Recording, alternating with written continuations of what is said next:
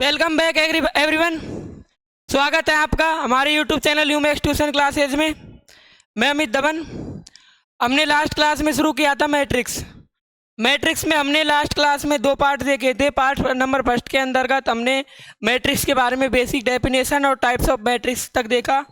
Part second में हमने exercise 3.1 cover की, जिसमें हमने मैट्रिक्स से रिलेटेड बेसिक क्वेश्चन तक कवर कर लिया था। ठीक है, ये हमारा जो लेक्चर है वो मैट्रिक्स का थर्ड लेक्चर होने वाला है।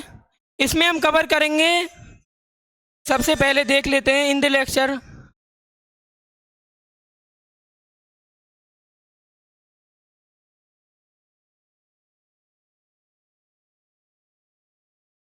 इस लेक्चर में सबसे पहले हम देखेंगे ऑपरेशंस।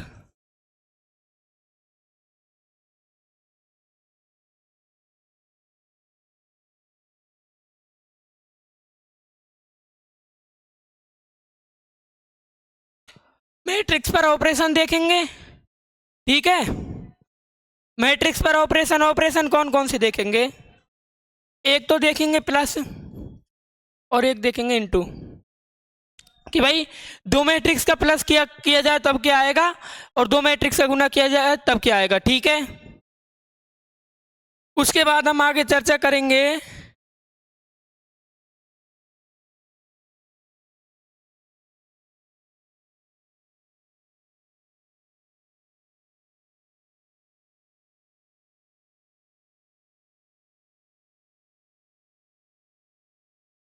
किसी मैट्रिक्स का किसी कांस्टेंट के साथ गुना किया जाए तब क्या आता है, उस बात पर चर्चा करेंगे। ठीक है, उसके बाद हम प्लस और जो हमारे मल्टीपल हमने जो किए थे ये दोनों, इन दोनों की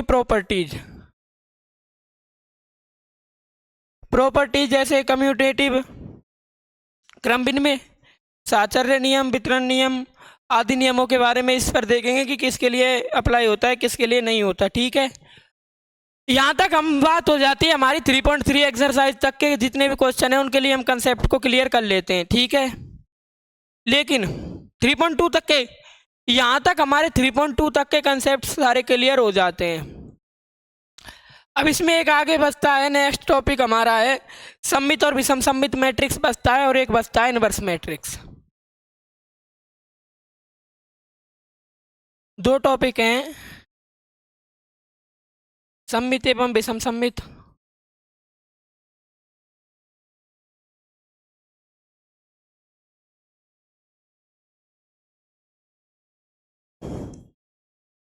एक है इनवर्स मैट्रिक्स।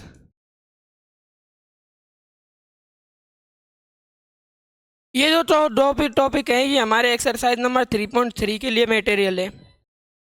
ये थोड़ा सा ही पोर्शन है, इसलिए हम इसी को इसी लेक्चर के अंदर देख लेंगे। फिर हमारा नेक्स्ट लेक्चर नंबर 4,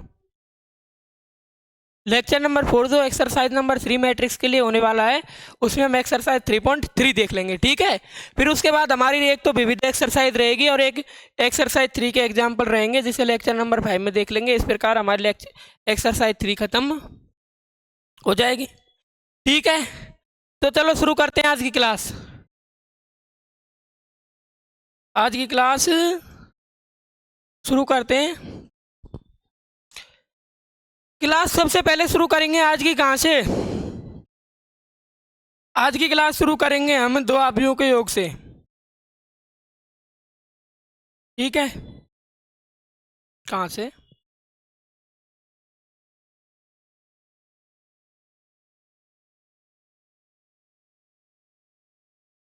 ये किसका पार्ट होने वाला है? ये होने वाला है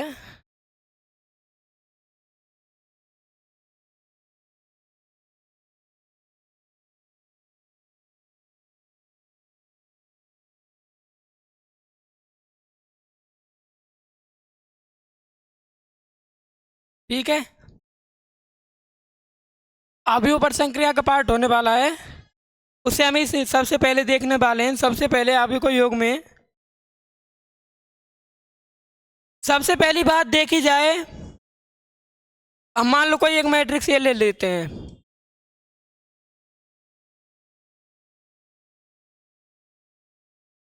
एक मैट्रिक्स ले ली EFG। क्या ये अवयव का योग परिभाषित होगा? आप ही देखिए, सामने दो मैट्रिक्स दी गई है, एक की कोटि है 2/2 और एक की कोटि है 3/1। तो क्या ये अवयव का योग परिभाषित होगा? देखने वाली बात है, जरा गौर फरमाइए और देखिए क्या ये अवयव का योग परिभाषित होगा। कि भाई हम अवयव का योग तो कर लें, लेकिन हमें ये बात समझ में तो आई नहीं रही कि अवयव का योग किस प्रकार करना है। इसमें दिख थोड़ी ना रहा है कुछ कि किस अवयव में किसको जोड़े, नहीं होगा। इस कंडीशन में क्या होगा कि योग है जो है वो परिभाषित नहीं होगा। कि भाई यदि दो मैट्रिक्स हमारे पास दिए गए हैं, एक की कोटि 2/2 है, तो यदि दूसरे मैट्रिक्स की कोटि भी 2/2 होगी तभी उनका योग परिभाषित होगा, अदरवाइज योग परिभाषित नहीं होगा, जैसे इनका परिभाषित नहीं है।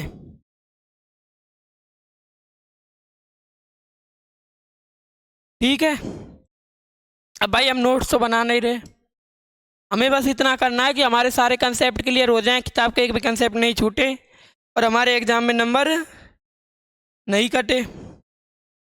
बस इतना ही तो करना है कि भाई हमसे सारी चीज़ें आ जाएं और एग्जाम में नंबर नहीं कटने चाहिए, है ना। तो इसके लिए चलो सबसे पहले हम एक बात लिख लेते हैं, दो मैट्रिक्स का योग तभी परिभाषित होगा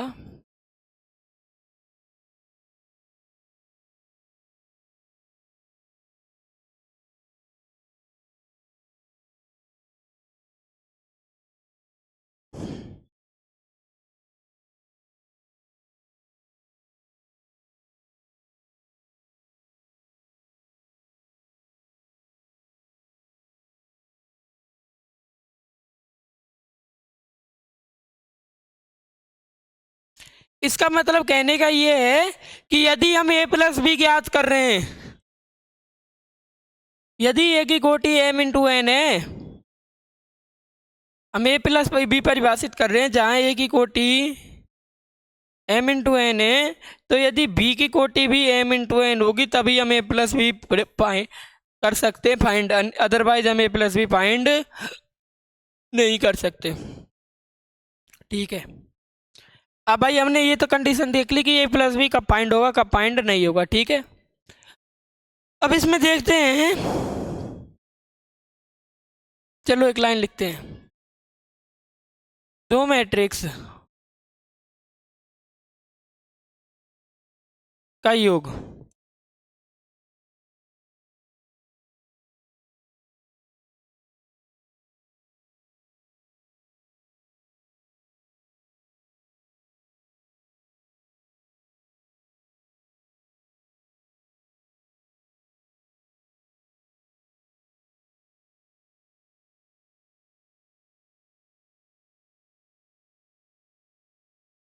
उनके संगत अवयवों को जोड़ने पर प्राप्त होता है।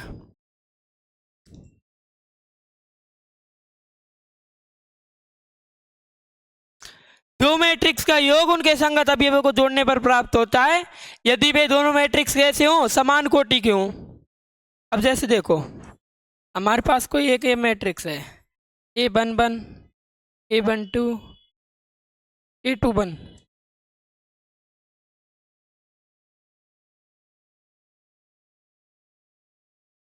ठीक है, तथा दूसरा मैट्रिक्स ये है B11, B12, B21।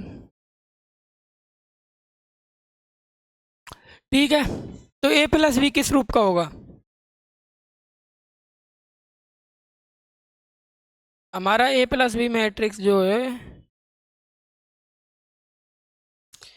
कि भाई ये भी मैट्रिक्स है बी भी मैट्रिक्स है, तो a प्लस बी भी तो मैट्रिक्स के रूप में आएगा, वो कुछ इस प्रकार होगा A11 plus B11, A21 plus B21, A12 plus B12, A22 plus B, ठीक है। अब 3 कोटि का दिया हो, तो 3 कोटि का दिया हुआ हो, मान लो कोई 3/3 का मैट्रिक्स है और दूसरा मैट्रिक्स बी भी कैसा है, 3/3 का है, तो किस प्रकार करेंगे, जैसे भाई A11 के साथ B11 जोड़ दिया, A12 के साथ B12 जोड़ दिया, A13 के साथ B13 जोड़ दिया, इस प्रकार जोड़ते जाएंगे और हमारा योग मैट्रिक्स प्राप्त होता जाएगा। ठीक है, ऊपर एक लाइन लिख देंगे, चलो यहीं, दो मैट्रिक्स का योग भी एक मैट्रिक्स ही प्राप्त, ठीक है, कि भाई किन्हीं भी दो मैट्रिक्स का योग जो है वो एक मैट्रिक्स ही प्राप्त होगा। ठीक है, ये दोनों बात देख ली हमने, दोनों बात देख ली। नेक्स्ट है, नेक्स्ट हेडिंग है हमारी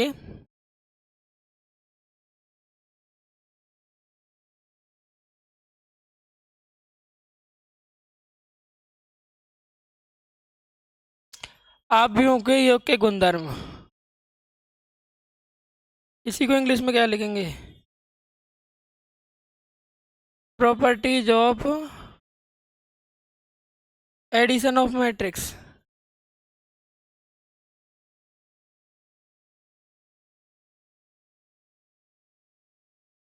आव्यूह के योग के गुणधर्म में सबसे पहले देखो,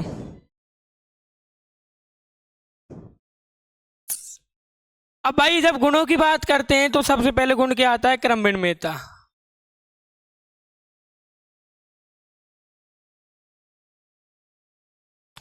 अब क्रम विनिमेयता देखो, देखो मान लो हमारे पास कोई एक मैट्रिक्स ये है,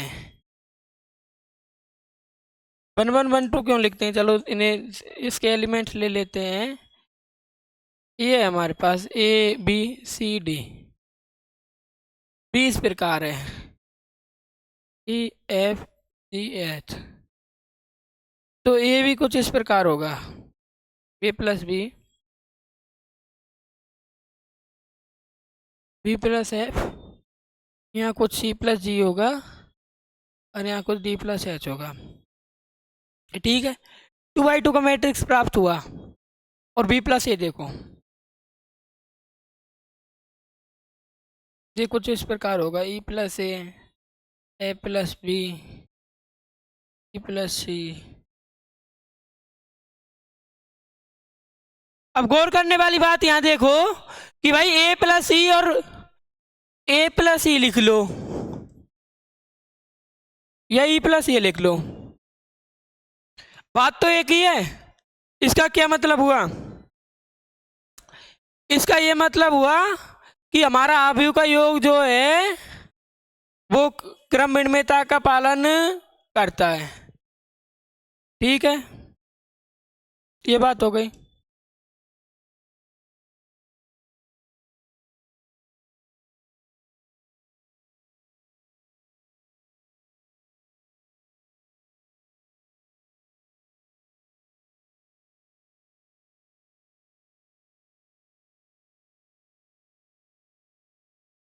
ठीक है, ये बात हो गई। इसका मतलब क्या हुआ, इसका मतलब ये हुआ कि भाई हमारे पास यदि कोई दो मैट्रिक्स ए और एक मैट्रिक्स बी है,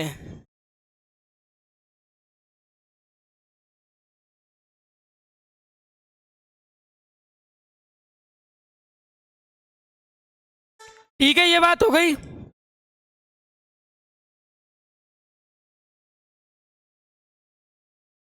कि भाई दो मैट्रिक्स को ए प्लस, दो मैट्रिक्स ए और बी है, उनके योग को ए प्लस बी लिख दो या बी प्लस ए लिख दो, एक ही बात है। ठीक है, इसके बाद आता है नेक्स्ट साचर्य नियम, एसोसिएटिव लॉ।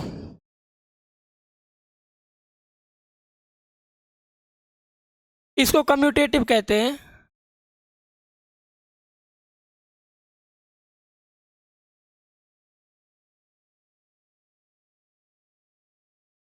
साचर्य नियम।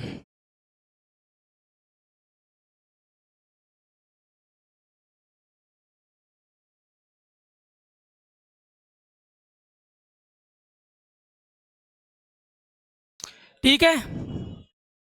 एसोसिएटिव लॉ क्या कहता है कि भाई एसोसिएटिव लॉ ये कहता है यदि हम तीन मैट्रिक्स लें, एक मैट्रिक्स ए है, एक बी है, एक सी है। योग के लिए एसोसिएटिव लॉ देख रहे हैं कि भाई तीन मैट्रिक्स लें, इस प्रकार लिखो, इसकी वैल्यू बराबर होगी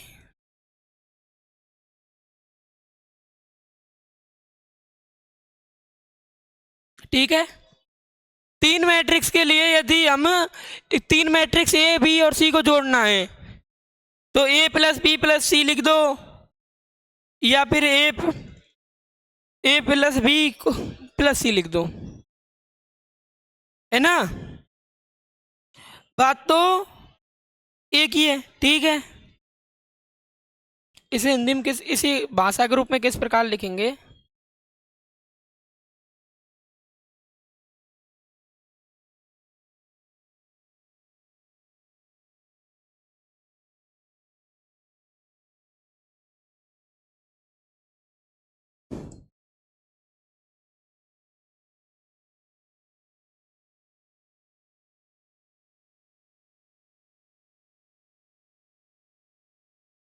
ठीक है, ये बात हो गई यहां तक।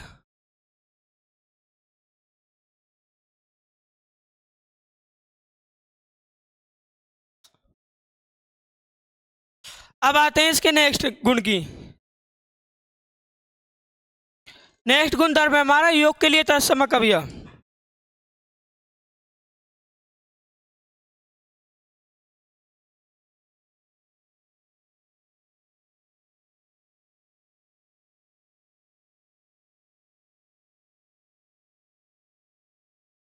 क्या बोलेंगे इस इंग्लिश में?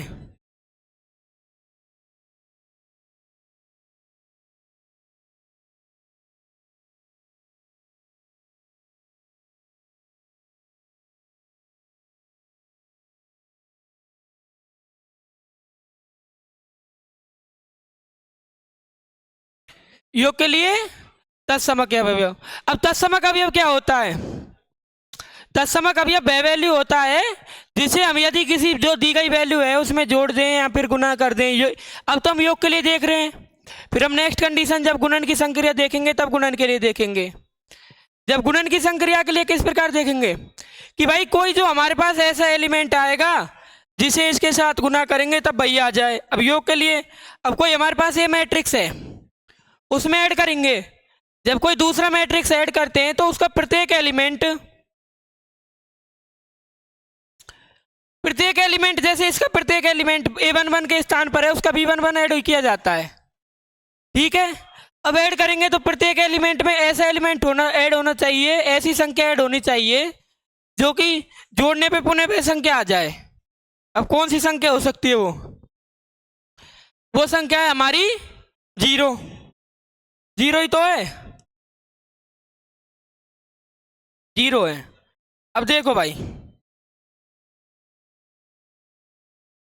अब कोई ऐसा मैट्रिक्स है जैसे मान लो कोई 3/3 का मैट्रिक्स, 3/3 का मैट्रिक्स है, उसके योग के लिए तत्समक अवयव देखेंगे तो उसमें सभी एलिमेंट्स में जीरो जोड़ेंगे। अब इस प्रकार का रूप होगा, और हम जानते हैं ऐसा मैट्रिक्स जिसका प्रत्येक अवयव जीरो हो उसे हम नल मैट्रिक्स या फिर जीरो मैट्रिक्स कहते हैं, उसे भी जीरो से डिनोट करते हैं, ठीक है। तो यहां लिख देंगे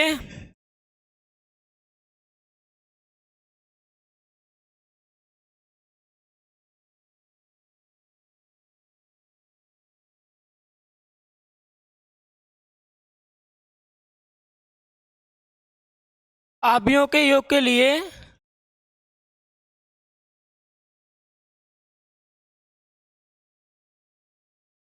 तत्समक अवयव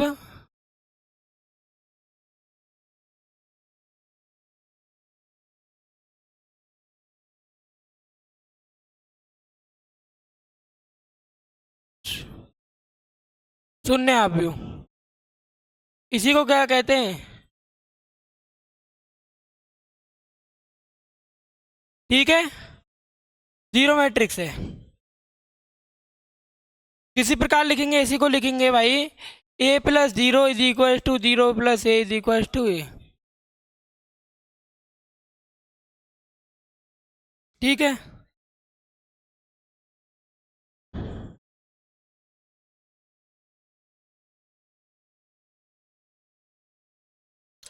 ये हो गए तीनों गुण।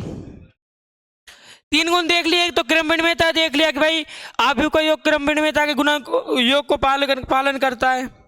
ठीक है, उसके बाद साहचर्य नियम देख लिया तीन मैट्रिक्स के लिए। फिर उसके बाद योग के लिए तत्समक का भी अब देख लिया, कौन सा आया? Zero matrix. ठीक है, अब उसके बाद देखेंगे योग के लिए प्रतिलोम का अस्तित्व। पॉइंट नंबर 4 है हमारा,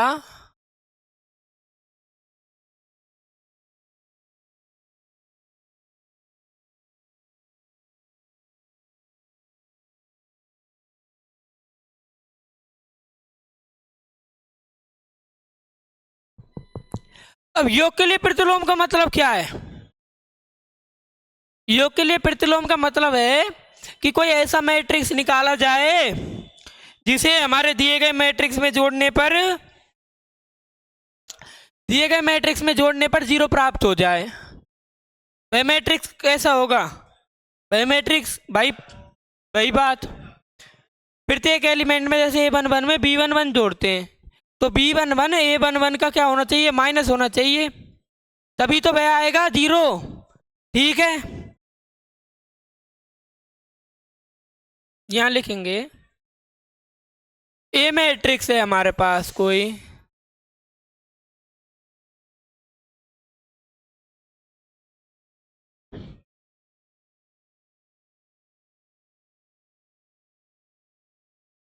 ए मैट्रिक्स का योग के लिए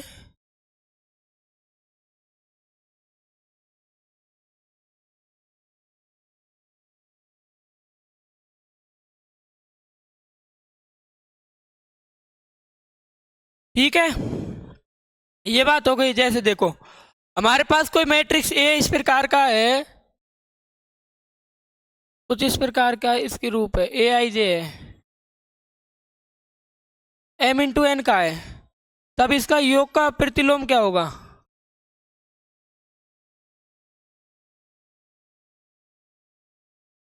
ये होगा माइनस ए।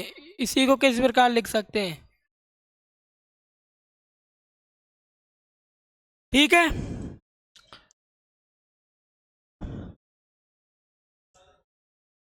ये बात हो गई। अब इसी जो ये योग के लिए प्रतिलोम अवयव है, इसी को हम क्या कहते हैं?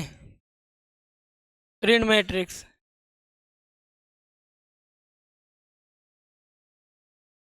ठीक है, अब एक टॉपिक ये भाई, योग पढ़ लिया,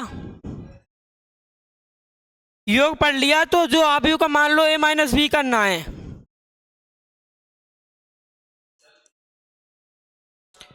इसको भी इसी के अंतर्गत पढ़ते हैं कि भाई योग के लिए तो देख लिया, यदि किसी आव्यूह में से दूसरे आव्यूह को घटाना हो तो किस प्रकार घटाएंगे?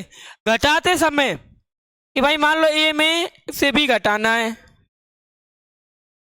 तो जो हमारा आव्यूह ए है उसी में माइनस बी आव्यूह जोड़ देंगे, तो हमारा ए माइनस बी मैट्रिक्स प्राप्त हो जाएगा। ठीक है, इसी के साथ हमारा ये आव्यूह का योग वाला टॉपिक खत्म होता है। इसकी जो हमारी हमने पांचों प्रॉपर्टी थी,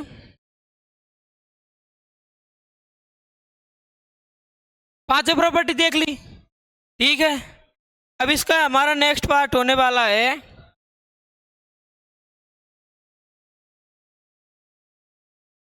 किसी आव्यूह का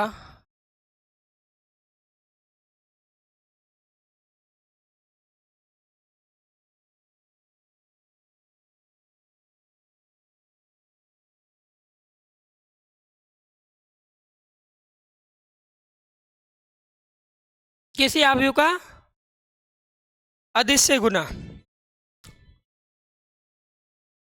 इस प्रकार करेंगे, जब किसी आव्यूह का अधिक से गुना किया जाता है, मान लो हमारे पास ये आव्यूह है कोई, ये मैट्रिक्स है, ये इस रूप का है A11 A12 A21 A22। अब मान लो इसका हमने कोई k से गुना कर दिया, इसका किसी अधिक से k से गुना कर दिया, तो ये किस रूप का होगा? ये इस प्रकार होगा।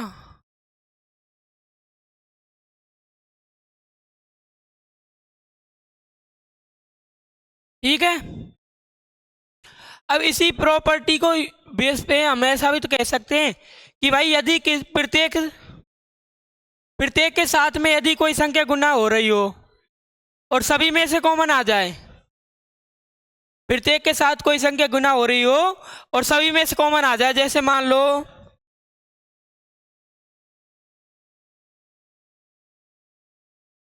एग्जाम्पल लेके चले, एग्जाम्पल लेके चले, कोई मैट्रिक्स ये है, वो इस प्रकार है 4 2 8 6, ये इस प्रकार है। तो हम इसे दूसरे रूप में किस प्रकार लिख सकते हैं? इस प्रकार भी तो लिख सकते हैं कि भाई 2 को कॉमन ले लो।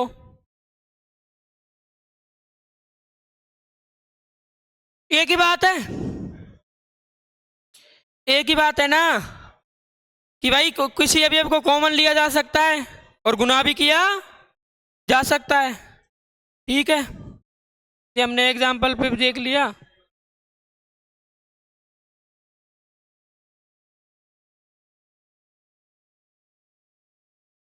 जैसे मान लो ऐसे लिख दो, मान लो ये मैट्रिक्स है, ये हमारे कुछ इस प्रकार है, तो हमारा के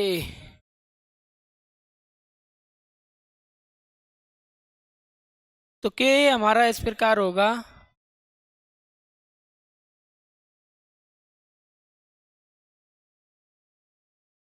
ठीक है, ये बात हो गई। अधिक से गुना देख लिया। अब अधिक से गुना की एक प्रॉपर्टी है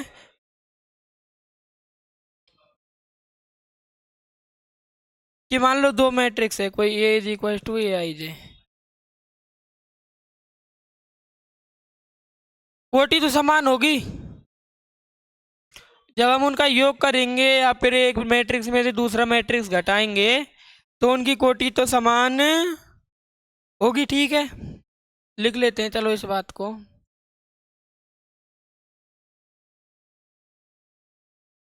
तथा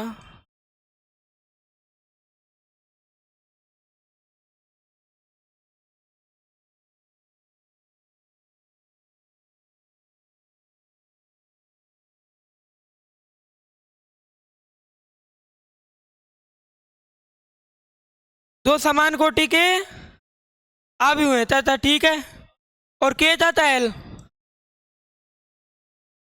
क्या है?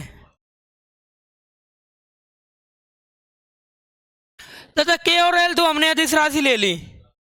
ठीक है, अब मान लो हम के का इन दोनों के योग के साथ गुना करें, के का दो मैट्रिक्स के योग के साथ गुना करें तो उसे इस प्रकार भी लिखा जा सकता है, देखो। ठीक है, एक बात देख लीजिए, और इसमें नेक्स्ट पॉइंट हमारा इस प्रकार होगा,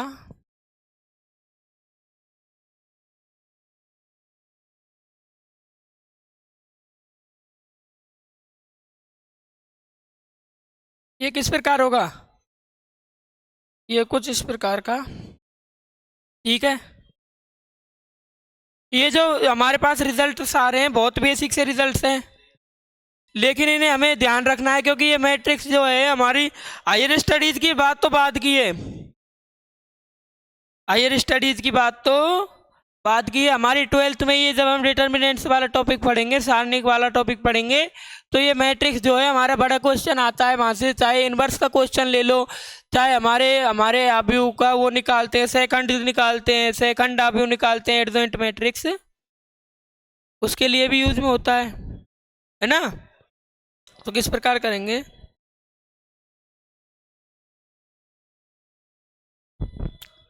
है ना। ये देख लिया। अब इससे गुना किस प्रकार करेंगे, आपकी इस एक्सरसाइज में भी इसके कई क्वेश्चन दिए गए हैं, ठीक है। अब आता है इसी के अंदर नेक्स्ट टॉपिक है, ये टॉपिक मोस्ट है। अभी पढ़ने वाले प्रत्येक बंदे को ये टॉपिक आना चाहिए, क्योंकि इसका यूज न केवल हमारे मैट्रिक्स में है, बल्कि मैट्रिक्स के साथ साथ इसका यूज हमारे जैसे एक टॉपिक है आपका सारणिक में पढ़ो, या फिर आगे आप जब एलपीबी पढ़ोगे बीएससी वगैरह में, या फिर बीटेक में, जहाँ भी आपकी यानी मैट्रिक्स आएगा ना, बाबा 2 मैट्रिक्स का 3 मैट्रिक्स का गुणन जरूर आएगा, ठीक है। तो ये टॉपिक भी हमें आना चाहिए। चलो इसको शुरू करते हैं ना। इसके बाद हमारा एक टॉपिक और रहेगा, अवयवों का परिवर्तन। अवयवों का परिवर्तन के बाद हम सममित और विषम सममित अवयव पढ़ेंगे। उसी के साथ हमारे जो ये एक्सरसाइज नंबर 3 है उसके सारे कंसेप्ट खत्म हो जाएंगे, है ना। फिर उसके बाद हम एक्सरसाइज नंबर 3.2 करेंगे, then exercise 3.3। After it we will do miscellaneous exercise and some examples, okay, ठीक है, करते हैं चलो।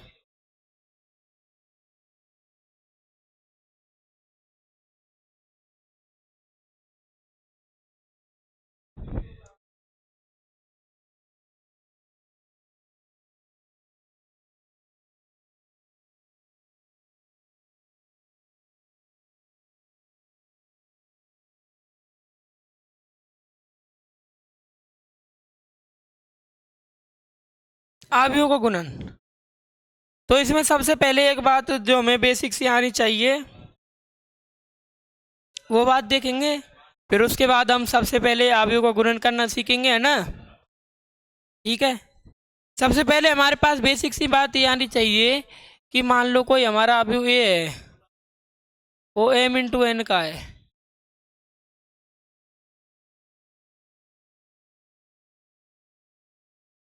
ए अवयव m×n कोटि का है, और बी अवयव p×q कोटि का है, ठीक है। तो a×b कब परिभाषित होगा,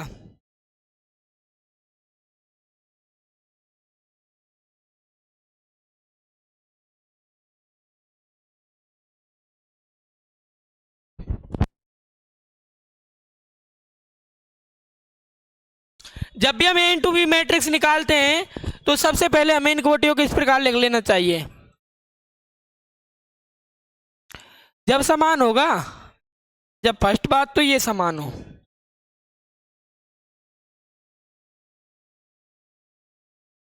और ये भी समान होने चाहिए।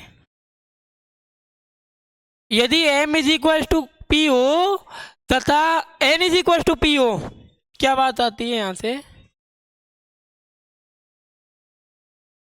तब उनका गुणन परिभाषित होगा, ये अन्यथा उनका गुणन परिभाषित नहीं होगा, ठीक है। चलो इसी बात को सबसे पहले लिखेंगे, चलो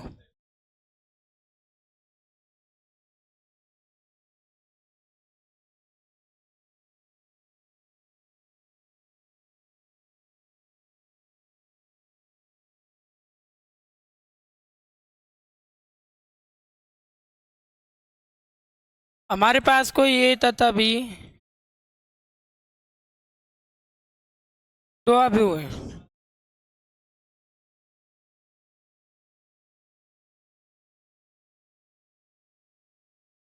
ए तथा बी दो मैट्रिक्स है, और ए की कोटि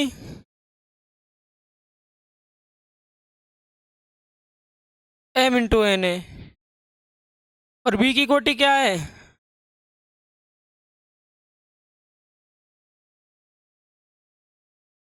p×q है। तो यहाँ से हमें एक बात सामने आती है, ए भी परिभाषित होगा, कब परिभाषित होगा, फर्स्ट बात ये आती है कि भाई n is equal to P हो,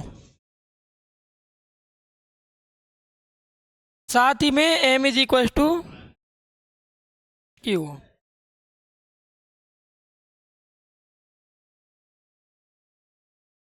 ठीक है। यदि ऐसा नहीं हुआ कि भाई n is equal to P प्राप्त नहीं हुआ, m is equal to Q प्राप्त नहीं हुआ, जैसे मान लो कोई ये आप व्यू है, उस हुआ है 2/2 का, और बी आप व्यू है वो है 1/1 का, तो क्या ये भी परिभाषित होगा? देखो 2 आ रहा है, 2 इज इक्वल टू 2 आता तब तो ये भी परिभाषित होता। इस कंडीशन में भी परिभाषित नहीं होगा। ठीक है, ये बात देख ली। ठीक है, अब इसे चलो भाषा के रूप में देखते हैं ना।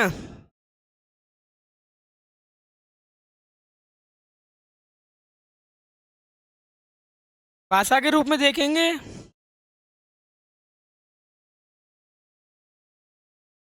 उसके बाद एक एग्जाम्पल लेंगे और उनका गुणन मैट्रिक्स याद करेंगे, है ना। ठीक है, चलो भाषा के रूप में देखते हैं। चलो एग्जाम्पल ले लेते हैं सबसे पहले। मान लो ए मैट्रिक्स है हमारा 2/3 इंटू 3/3, 2/2 का लेते हैं चलो, या फिर आप हमारी अपनी बुक में दिया गया उसी को लेते हैं। बुक के एग्जाम्पल को लेते हैं। एक 2/3 का मैट्रिक्स दिया गया है हमारे पास, देखो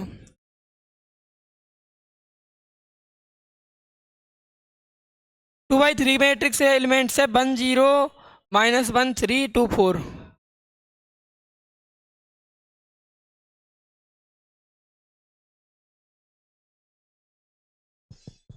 और दूसरा मैट्रिक्स है 3/2 का, वो है 2 -1 5 7 1 -4।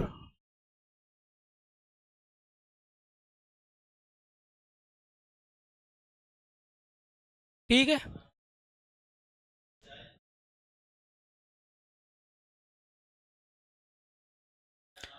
ये हमारा कोई ए मैट्रिक्स है मान लो,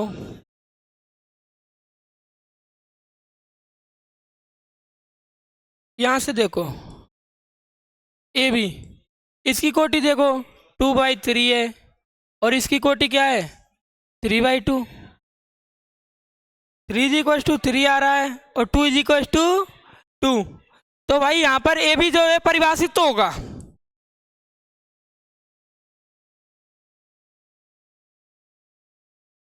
ये भी परिभाषित तो होगा।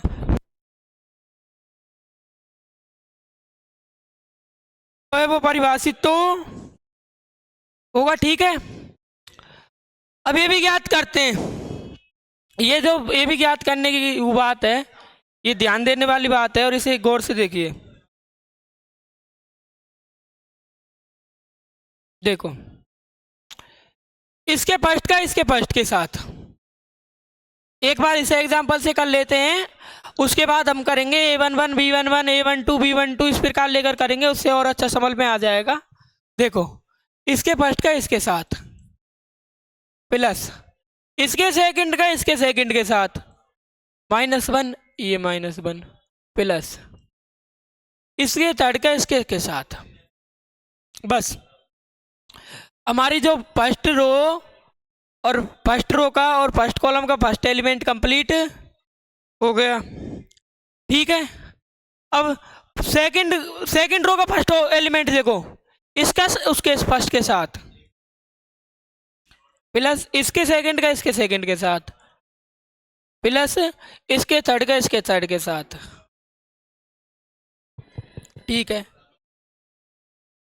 कि भाई इसे देखो मैं हाईलाइट कर देता हूं।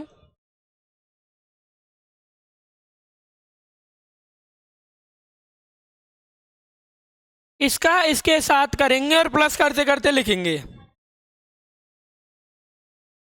ठीक है, तो यदि जब फर्स्ट का करेंगे तो ये आ जाएगा, फर्स्ट एलिमेंट आ जाएगा, फर्स्ट का आ जाएगी, है ना, ये फर्स्ट आ जाएगी। फिर सेकंड पार्ट में इसका इसी के साथ करेंगे, फिर ये आ जाएगी। फर्स्ट रो का फर्स्ट एलिमेंट आ गया, सेकंड रो का फर्स्ट एलिमेंट आ गया। अब फर्स्ट रो का सेकंड एलिमेंट ज्ञात करेंगे और सेकंड रो का सेकंड एलिमेंट ज्ञात करेंगे कि भाई A11 आ गया, A21 आ गया। अब ज्ञात करना है, A11 आ गया, A21 आ गया। अब A12 ज्ञात करना है और A22 ज्ञात करना है, उसके साथ हमारा गुणन मैट्रिक्स आ जाएगा। ठीक है, देखो आगे कहानी कुछ इस प्रकार है। अब इसी का करेंगे दोबारा। 1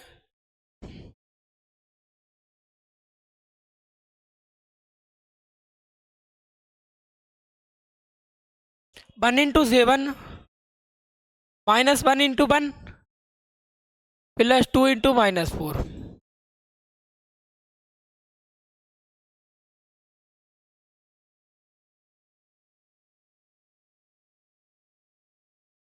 ठीक है,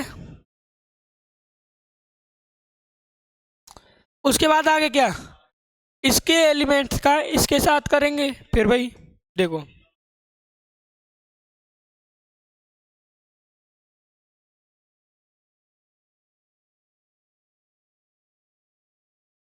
ठीक है, किस प्रकार होगा देखो, 0 इंटू 7 +3 इंटू 1 +4 इंटू -4। ठीक है, ये बात भाई मैट्रिक्स 2/2 का ही प्राप्त हुआ है, तो ये हमारे पास ये भी प्राप्त हो गया। 2 + 1 3 और 10 13 -3 + 14 17 -3 + 5 इंटू 4 20 17। ठीक है, अब आगे देखो, 7 इंटू 1 7 -1 -8 -9 +7 कितना आएगा, -2। अब यहाँ देखो, 0 इंटू 7 0, 3 इंटू 1 3 +4 इंटू -4 -16 -16 +3 क्या हो गया,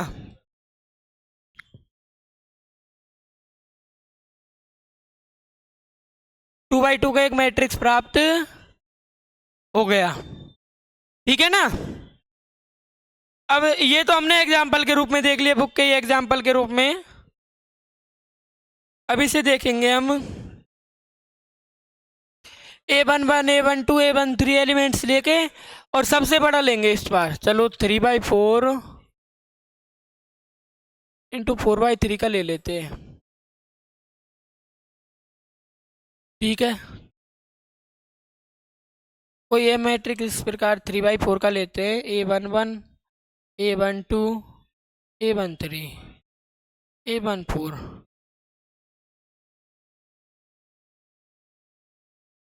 A21 A22 A23 A24 A31 A32 A33 A34। ये हमारे पास कोई 3/4 कोटि का मैट्रिक्स है। ठीक है, इसी के साथ कोई बी ले लिया हमने 4/3 का, A11 A12 A13 A B B ले लेंगे, चलो इसे बी लेते हैं। B11 B12 B13 B21 B22 B23 B31 B32 B33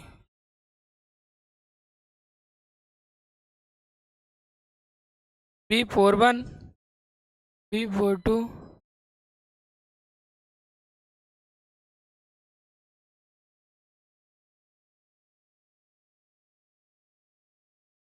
ठीक है, इस बी को वहां ले जाते हैं। चलो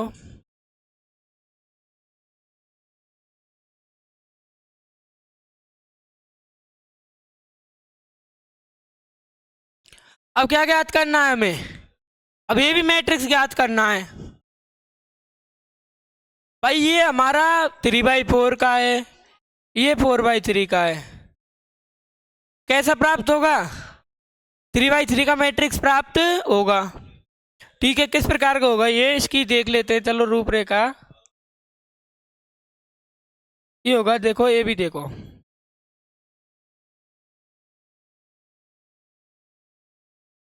इसके फर्स्ट का उसके ये यूं चलेंगे, ये यूं, फिर ये इधर से, वो उधर से, ये इधर से, वो इधर से।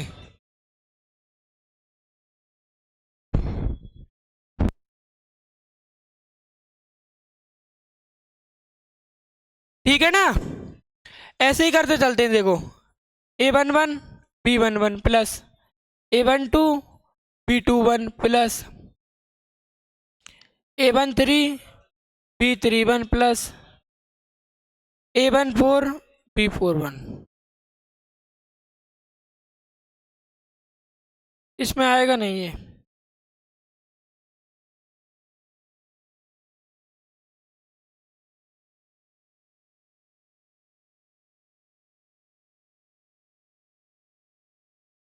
ऐसे होगा।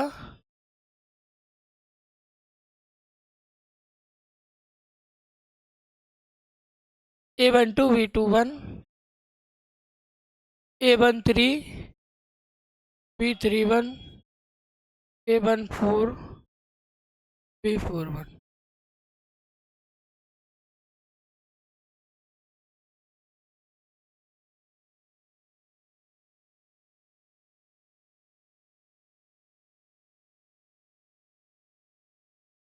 है ना?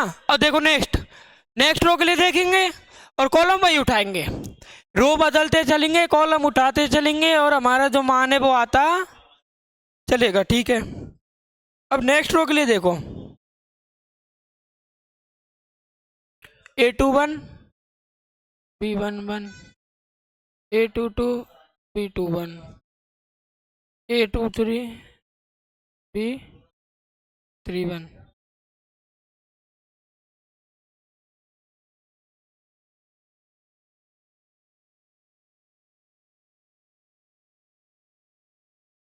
ठीक है, उसके बाद नेक्स्ट ये थर्ड रो उठाएंगे, उसका फर्स्ट कॉलम कुछ इस प्रकार होगा। A31 B11 plus A32 B21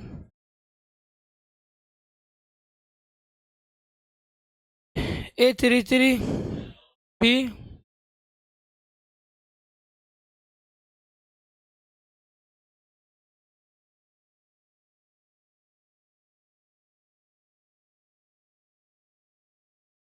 ठीक है, इसी प्रकार ये जो हमने फर्स्ट कॉलम निकाला है, उसी प्रकार सेकंड कॉलम निकालेंगे और थर्ड कॉलम निकालेंगे। इस प्रकार हमारा मैट्रिक्स आ जाएगा।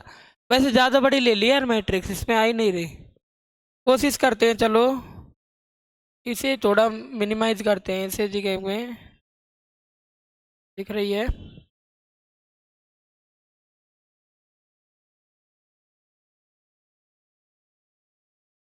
आ रही है?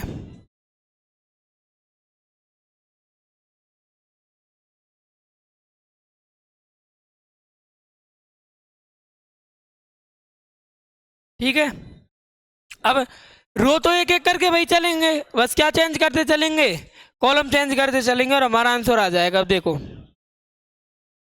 ये इस प्रकार होगा। A11 B12 plus A12 B22 plus A13 B32 A14 B42। ठीक है, same condition A21 B12 plus A22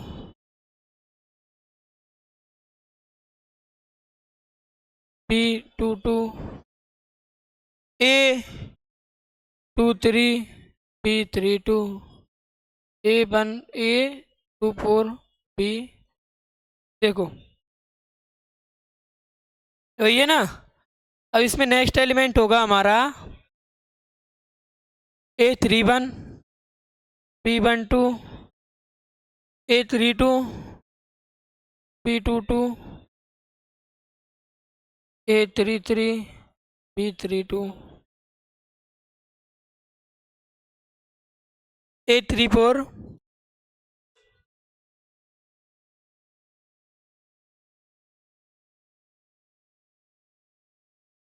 ठीक है ना?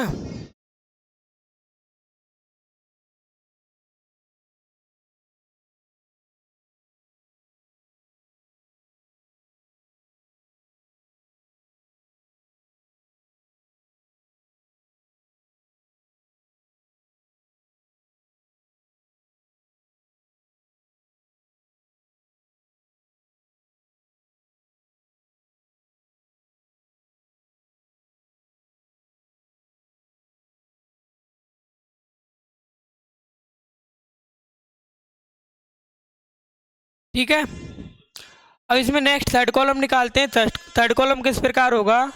थर्ड कॉलम होगा A11, B13, A12, B23, A13, B33,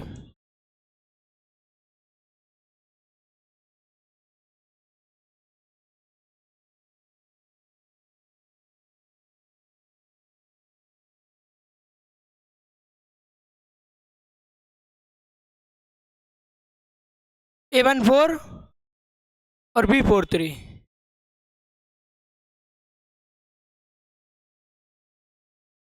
ठीक है। अब आगे इसी प्रकार करते चलेंगे। A21, B13, A22, B23, A23, B33, A24,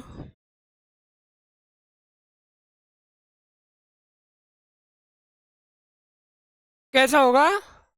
A21, B13, A22, B23, A23, B33, A24, B43। ठीक है। इस प्रकार होता जाएगा। इसी प्रकार इसमें आगे ऐसे हो जाएगा। A31, B13, A32, B23, A33, B33, A34, B43। कितना भी बड़ा मैट्रिक्स आ जाए, इस फॉर्म में जमाते जाना और अपना आंसर आ जाएगा। ठीक है, ये हो गया। इसी के साथ हमारे अब आते हैं नेक्स्ट।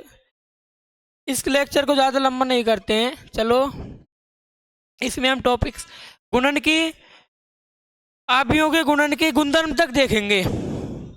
गुणधर्म के बाद हम इसमें नहीं देखेंगे। ठीक है, चलो गुणधर्म में इसके चलो सबसे पहले देख लेंगे।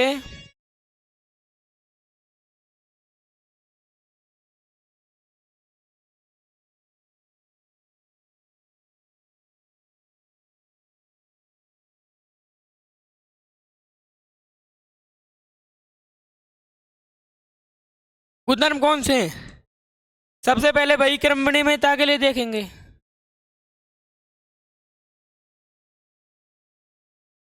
अब क्रम विनिमय के लिए देखो,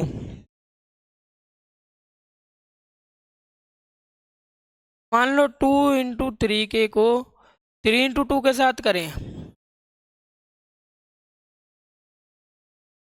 तब हो जाएगा। अब मान लो इसी को इस प्रकार करें, 3 × 2 के को, ये हो जाएगा। लेकिन मैक्सिमम केसेज में, कुछ केसेज में हो जाता है, लेकिन मैक्सिमम केसेज में ऐसा होता है कि भाई बी ए परिभाषित होगा। ये जरूरी नहीं है कि बी ए परिभाषित भी हो, लेकिन यदि किसी कंडीशन में बी ए परिभाषित होगा तो ए बी बी ए के बराबर नहीं प्राप्त होता है। जब हम क्वेश्चंस करेंगे तो इसके एग्जाम्पल्स भी देखेंगे कि आव्यूह का गुणन जो है, कि भाई मैट्रिक्स का गुणन जो है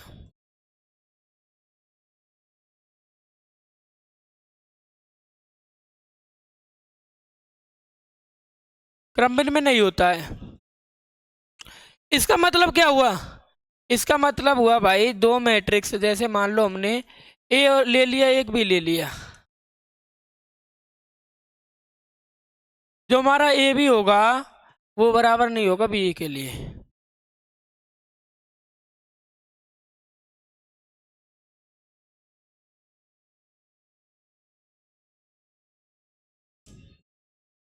ठीक है, ये देख लिया हमने आव्यूहों को गुणन के लिए क्रम विनिमय नियम।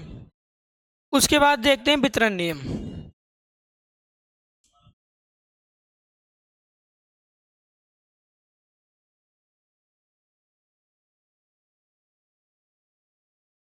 वितरण नियम में भाई हम मान लो 3 मैट्रिक्स ए बी और सी ले लें,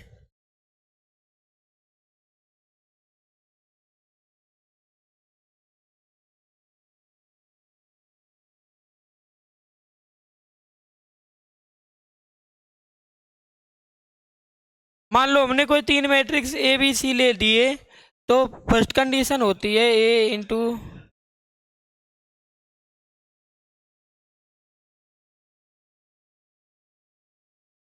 ठीक है, इस प्रकार। सेकंड कंडीशन किस प्रकार होगी? सेकंड कंडीशन इस प्रकार होगी, ए प्लस बी इंटू सी, वो क्या होगा? यानी बाहर जो मैट्रिक्स होगा वो अंदर क्या हो जाएगा? गुना हो जाएगा। ठीक है, बस हमें उसकी फॉर्म चेंज नहीं करनी है, जैसे ए बी है तो बी ए नहीं करना है, और बस इतना ही है। ठीक है, अब इसमें थर्ड पॉइंट आता है,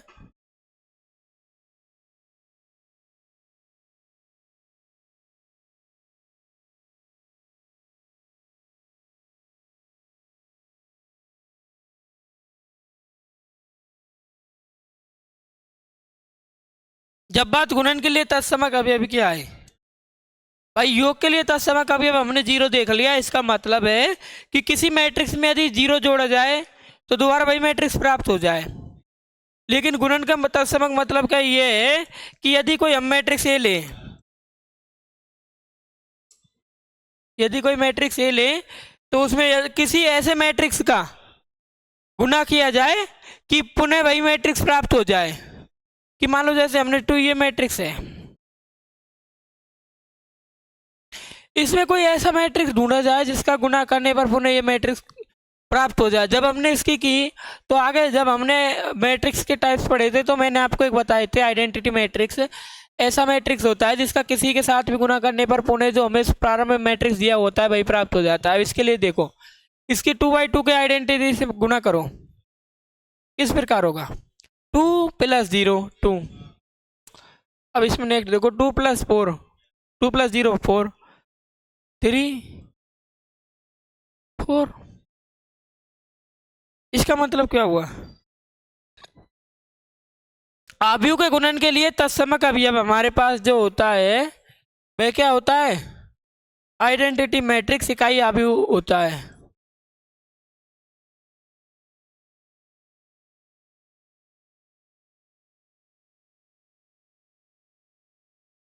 इसका आगे बहुत प्रयोग होने वाला है।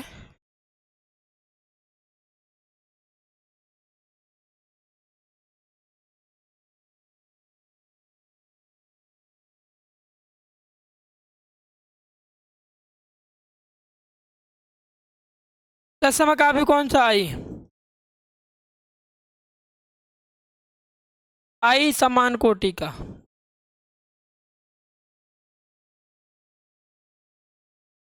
ठीक है भाई।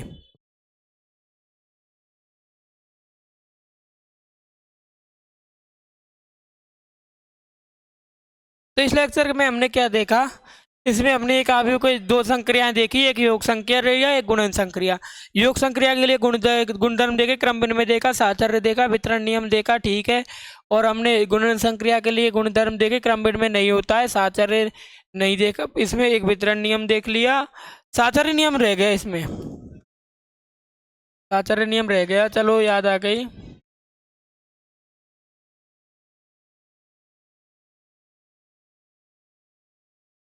अब देखो, जब योग के लिए हमने साहचर्य नियम देखा था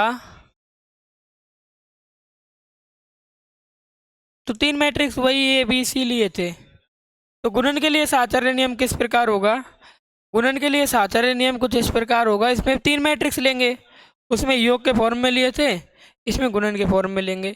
इसमें कुछ इस प्रकार होगा कि भाई तीन मैट्रिक्स होंगे हमारे पास, कोई ए बी इंटू सी कर लो, दो मैट्रिक्स से गुना निकाल लो, फिर तीसरे के साथ गुना कर दो, या फिर ए इंटू बी इंटू सी कर लो, बात एक ही है।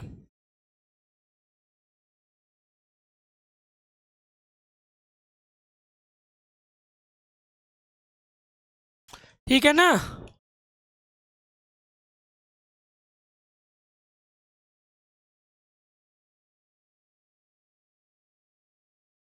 ठीक है, साहचर्य नियम देखा, गुणन के लिए तत्सम का भी अब देखा।